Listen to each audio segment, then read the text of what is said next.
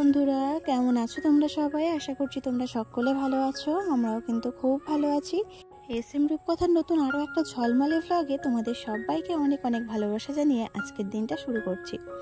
আজকে হচ্ছে সোমবার আর এখন ঘড়ির কাঁটায় বাজে সকাল 6:30। চলো তবে এখন থেকে তোমাদেরকে সাথে নিয়ে আজকের দিনটা শুরু করলাম। আই হোপ তোমাদের ভালো লাগবে। সম্পূর্ণ ভিডিওটা জুড়ে আমার সাথে থাকার অনুরোধ করছি। সকালবেলা উঠে এইরকম যদি বাড়ির সামনে দিয়ে ট্রেন যায় দেখতে কিন্তু দারুণ লাগে, তাই না বলো? সকালবেলা উঠে ছাদে উঠে গেছি, গিয়ে ট্রেন দেখতে শুরু করে দিয়েছি। আর এই দেখো বাড়িতে যাব বলে রেডি হচ্ছি আর তার ফাঁকে বৃষ্টি চলে এসছে। সকালের ওয়েদারটা কিন্তু খুব সুন্দর ছিল, একটু বেলা বেড়েছে কি বাড়েনি তার মধ্যেই বৃষ্টি চলে আসলো। আর ছোটু আর অয়ন কিন্তু রেডি হয়ে গেছে, গিয়ে জানলার ধার থেকে ট্রেন দেখছিল আর আমি খাটের উপর বসেছিলাম। তারপরে বৃষ্টি যেই একটু থেমে গেল আমিও রেডি হয়ে গেলাম। রেডি বলতে একটু টিপ, সিঁদুর আর লিপস্টিক এইগুলোই পরেছি। তারপরে দেখছি আবার বৃষ্টি শুরু হয়েছে, তাই বসেছিলাম, জামাটা আর পরা হয়নি।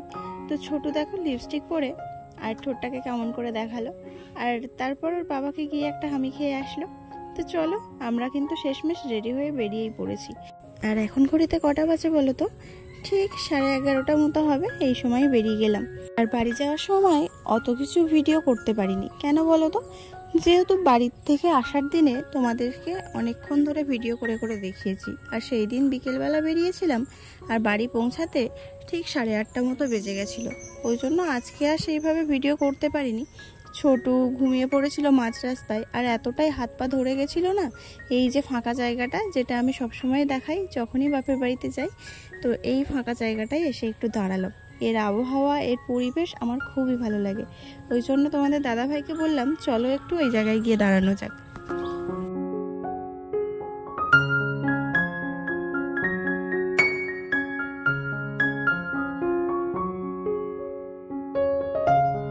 আর এখানটায় যেরকম হাওয়া দিচ্ছে সেই রকম রোদ্দুর। আর ছোটুর কষ্ট হয়ে গেছে, তাইও কোমরে হাত দিয়েই হাঁটছে। কোথাও দাঁড়ালেও কোমরে হাত দিচ্ছে, আবার হাঁটলেও কোমরে হাত দিচ্ছে। বন্ধুরা আমরা এই রাস্তায় এসে একটু দাঁড়ালাম, এতটাই চলো এখানে বেশ কিছুক্ষণ থাকবো, তারপরে বাড়ির উদ্দেশ্যে যাব।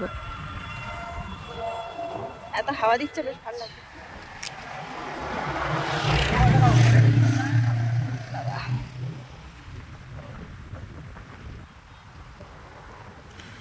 অথচ রৌদ্রও কিন্তু বৃষ্টির মতন ঠান্ডা ঠান্ডা হয়, মনে হচ্ছে যেন সবে বৃষ্টি হয়ে গেল।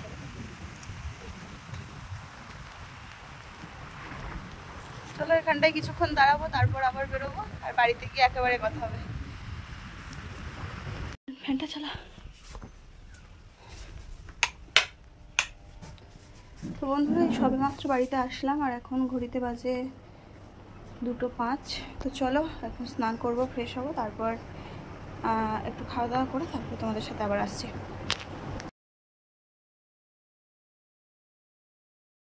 রাস্তায় আবারও একবার দাঁড়ানো হয়েছিল। এই যে বিরিয়ানি দেখতে পাচ্ছ, এই বিরিয়ানি নেওয়ার জন্য। আমরা বাড়িতে এসেছি তখন 2:05 বাজে, আর এসেই আলু সেদ্ধ ভাত করে খাওয়া যেত, কিন্তু তোমাদের দাদাভাই ফোন করছিল বাড়িতে, কিন্তু কেউ ফোন ধরছিল না। ওই জন্যই বললো তাহলে বিরিয়ানি নিয়ে নিই, আর বাড়িতে গিয়ে রান্না করতে হবে না। যেহেতু এতটা রাস্তা জার্নি করে এসেছি তো খুব কষ্ট হয়ে যায়। আর এখনও কিন্তু আমি স্নান করে নিয়ে এসে কোনো রকমের জামা কাপড়টা পাল্টে নিয়ে আর ওই ছোটুকে খাওয়াতে বসে গেছি। এসেই অয়ন স্নান করতে চলে গেছিল আর আমি যেতে পারিনি। আর ছোটুরা এত জোরে খিদে পেয়েছিল না, খুব কান্নাকাটি করছিল। ওই জন্যই ওকে খাওয়াতে বসে গেছি, আর অয়নে এসে খেতে বসে গেছে। তো চলো এদেরকে খাইয়ে নিয়ে তারপরে আমি স্নান করব। আর এখন ওদের বাবা স্নান করতে গেছে, ওই জন্যই আমি এদেরকে খাওয়াতে আরও সময় পেয়ে গেলাম বলতে পারো। আর বাড়িতে এসে দেখছি এই যে এখানের কলটা ভেঙে গেছে। এসেই এটা দেখে না মাথাটা গরম হয়ে গেছিল। তো বন্ধুরা একদিন ব্যবহার করার পরে এরকম অবস্থা হলো, গাটা ম্যাচ ম্যাচ করছিল, ওই জন্য একটু জ্বরের ওষুধও খেয়ে নিয়েছি। তো ঘরের অবস্থা দেখো এখন এইরকম আছে।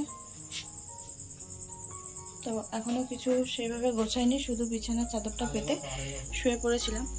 আর ঘরের অবস্থা এখন এরকম রয়েছে। চলো বাইরে যাই।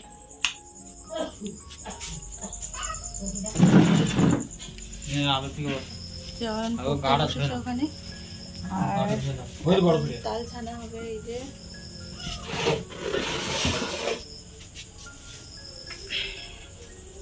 চলো, সে দুপুরবেলা খাওয়া দাওয়া হয়েছিল, থালা বাসন এখনো কিছু মাজা হয়নি, সেগুলো সব মাজবো। চলো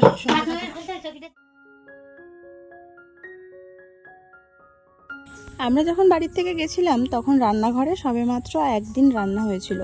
ওই যে বৃহস্পতিবার রান্না করে আর ঠাকুর ঘরে পুজো দিলাম রাত্রিবেলা, আর শুক্রবার দিন তো বিকেলবেলা গেলাম, ওই দিন সকালবেলা রান্না হয়েছিল। আর তো রান্নাঘরে রান্না হয়নি। আর বাড়ি এসে যদি দেখি যে কলটল ভেঙে গেছে তখন না ভীষণ কষ্ট লাগে যে একদিনও ব্যবহার করতে পারলাম না, এর মধ্যে কলটা ভেঙে গেল। তো ভেঙে গেলে আর কি করা যাবে। তো যাই হোক চলো, এখন সন্ধেবেলা আবারও কাজে লেগে পড়েছি। এতটাই গা ম্যাচ ম্যাচ করছিল না, লাস্টে একটা জ্বরের ওষুধ না খেলে হচ্ছিল না, ওই জন্য একটা জ্বরের ওষুধ খেয়ে একটুখানি ঘুম দিয়ে নিয়েছিলাম, নিয়ে তারপর এখন কাজে লেগে পড়লাম। দুপুরবেলা যে বাসনগুলো পড়েছিল সেই বাসনগুলোই এখন মেজে নিচ্ছি, নিয়ে জায়গা মতো রেখে গ্যাসটাকে পরিষ্কার করে নিলাম। কেননা গ্যাসের এই যে উপরে পাথরটা দেওয়া আছে না জানলার নিচটাতে, ওইখানটায় দেখি ভীষণ তেলকালির দাগ পড়েছে, তাই এগুলো পরিষ্কার করে নিয়ে তারপরে একটু চাটা বানিয়ে খাবো, না হলে মাথাটা না ছাড়ছে না। আর দেখবে যখনই খুব ক্লান্ত লাগে, যখন খুব মাথা ব্যথা করে, তখন একটু কড়া করে আদা দিয়ে চা করে খেলে না মাথাটা ছেড়ে যায়। এটা আমার হয়, ওই জন্য আমি দেখো কড়া করে আদা দিয়ে চা করে নিয়েছি। তো চা আজকে সেরকম কেউ খাবে না, আমি আর অয়ন খাবো। আর তোমাদের দাদা ভাইও বললো যে আমি খাবো না, ওই জন্য অয়নের জন্য আর আমার জন্য চা করে নিয়েছি। অয়নের 4টে বিস্কুট দিয়ে দিলাম যাতে সন্ধ্যেবেলা ওর খিদেটা একটু কম পাবে, আর আমি একটু প্লেন চাই খেলাম, আর সাথে 2 টুকরো ভাঙা বিস্কুট ছিল সেটা নিয়েছি। তো যাই হোক দেখো, তোমাদের দাদাভাই গেছিল হচ্ছে দোকানে, তো দোকান থেকে একটু কাজু বাদাম, একটু গোবিন্দভোগ চাল, সুজি, চিনি, আর এই প্যাকেটে হচ্ছে দুধ, আর হচ্ছে ময়দা, এই কটা জিনিস নিয়ে এসেছিল। তো এগুলো নিয়ে এসেছিল, একটু তাল নিয়ে এসেছিলাম পিসিমণির বাড়ির থেকে, তো সেই তালটাকেই ছানা হয়েছে, মানে মা তাল ছেনে দিয়েছে। আর তোমাদের দাদাভাই এগুলো নিয়ে এসছে, একটু তালের পায়েস খাবে আর হচ্ছে ফুরুলি খাবে, ওই জন্য নিয়ে আসা হয়েছে। তো চলো এখন ময়দাটাকে যে একটা পাত্রে রেখে দিচ্ছি, এই কন্টেনার দুটো কিনে রেখেই চলে গেছিলাম, কিছু রাখা হয়নি। তো ভাবলাম যে সেই তো ফাঁকা আছে, ময়দাটা তো এমনি রাখলে পিঁপড়ে টিপড়ে কেটে দেবে, ইঁদুর আছে, তাই জন্য এই বাক্সটার মধ্যেই রেখে দিলাম। আর এই যে তালটাকে আমি মশারির মধ্যে নিয়ে নিয়েছি, নিয়ে এইভাবে একটু চেপে চেপে নিলে না দেখবে অনেকটা ছিপড়ে ছিপড়ে মতো থাকে, তাল ছানার সময় যে আঁশ না কি বলে ওইগুলো পড়ে। তো এইরকমভাবে ছেঁকে নিলে পুরো পাল্পটা একদম ফ্রেশ বেরিয়ে আসে ক্রিমের মতো, তাই জন্য দেখো আমি এইভাবে পুরো ছেঁকে নিয়েছি। আর বেশ অনেকটাই তাল হয়েছে, একটা বড় তাল আর একটা ছোট তাল ছিল, তো অনেকটাই তাল হয়েছে। আর এই দেখো মশারির গায়ে কিরকম ছিবড়ে ছিবড়ে ভর্তি হয়ে গেছে, দেখেছো? তো চলো এখন তালটাকে আমি মাখিয়ে নেব, কিছুটা পায়েসের জন্য সরিয়ে রেখেছি আর কিছুটা হচ্ছে এই তালের বড়া করব, তাই মাখিয়ে রাখতে হবে। তো 250 সুজি, আমার 250 সুজিই লেগে গেছিলো, মানে 250 সুজি দিলে আমি 1 কাপ মতো ময়দা দিয়েছি, 200 গ্রাম মতো ময়দা দিয়েছি, আর দিয়ে একটু সামান্য নুন দিয়েছি, আর একটু কালো তিল না কি বলে, কালো জিরে, এটা দিয়ে আর বেশ কিছুক্ষণ ম্যারিনেট করে রেখে দিয়েছিলাম। তো এই তালটা যতটা ভালোভাবে ম্যারিনেট করবে, যতটা ভালোভাবে হাত দিয়ে এরকম মাখিয়ে নেবে, ততটা কিন্তু ভালোভাবে এই ফুরুলিগুলো হবে আর নরম হবে। তো দেখো আমি কিন্তু ভালো করে মাখিয়ে নিয়ে আর একটা ঢাকনা দিয়ে ঢেকে আর রেখে দেবো এক সাইডে। আর দেখো এদিকে কিছুটা তাল নিয়ে রেখে দিলাম, এটা হচ্ছে পায়েসে দেওয়ার জন্য। আর পায়েসের চালটাকে চলো এখন ধুয়ে নেব, নিয়ে আর বসিয়ে দেব। এদিকে হাঁড়িতে করে সামান্য একটু জল বসিয়ে দিয়ে আর দুধটা বসিয়ে দিয়েছি, জানো তো, দুধটা একটু ফুটে ফুটে উঠলে আর এই চালটা ধুয়ে আর দিয়ে দেবো। বলে গোবিন্দভোগ চাল নাকি ধুইলে সেন্ট চলে যায়, কিন্তু যদি না ধোয়া হয় অনেক ধুলো থাকে, পোকামাকড় থাকে, ওই জন্য আমি যখনই করি ধুয়ে নিয়েই করি।